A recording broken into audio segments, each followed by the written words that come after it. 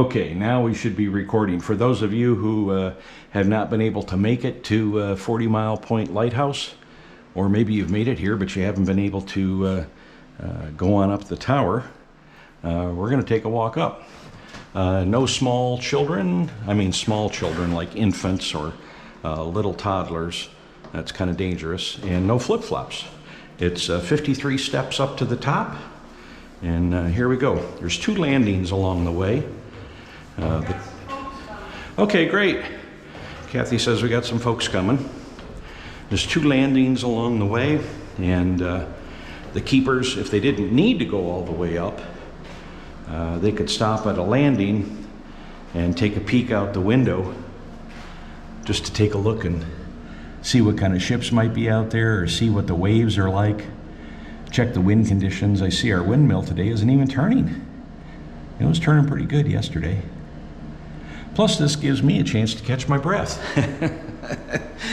Okay, another 20 steps or so up to the next landing. And now there's 2 handrails. That's good for this old guy.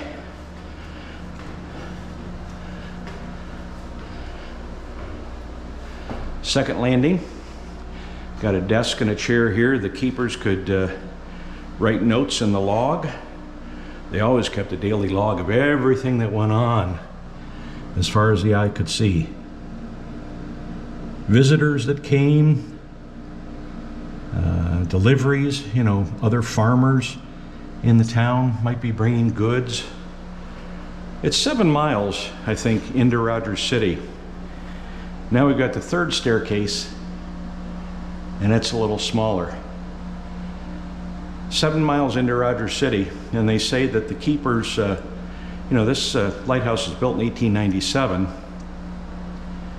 They didn't have any kind of motor vehicle, and they would either row a boat along Lake Huron shore into Rogers City to pick up mail on a daily basis, because there might be an important bulletin from the boss in Washington, or a local farmer might stop and pick it up when they head into town.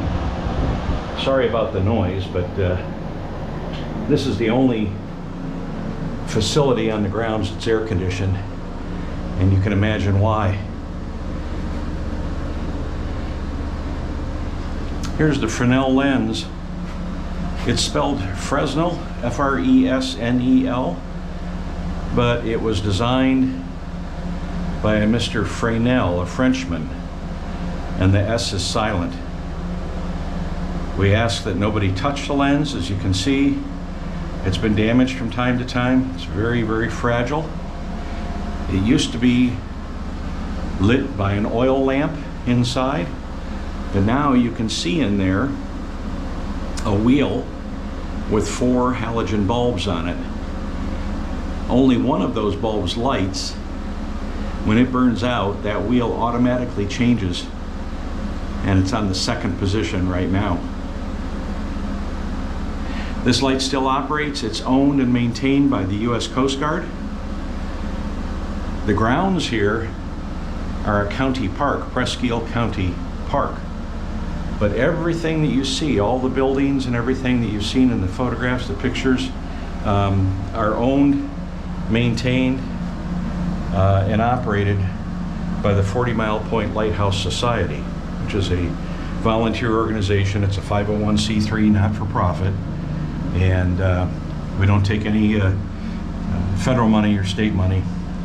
Strictly donations and volunteer labor. But the light inside and the lens are owned and maintained by the Coast Guard.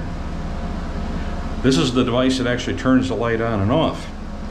This is a photocell, so it knows when it gets dark, and then inside here's a timer, and this light has what they call a characteristic. Every light has its own characteristic, and the characteristic of this light is 3 seconds on and 3 seconds off. Right now, I can look out there and see at least 2 freighters one straight ahead, and one off about, oh, maybe the 2 o'clock position, further off in the distance. I've got this set on wide angle, so you may not be able to see it in the video. And it looks like this is about 5 minutes, 5.5 minutes so far, so we better cut it short. Nobody wants a long, boring video, but I did want to have the opportunity to show you the light, show you the lens, and show you the trip up.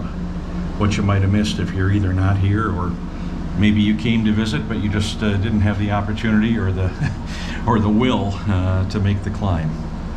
So long for now. Thanks for visiting 40 Mile Point.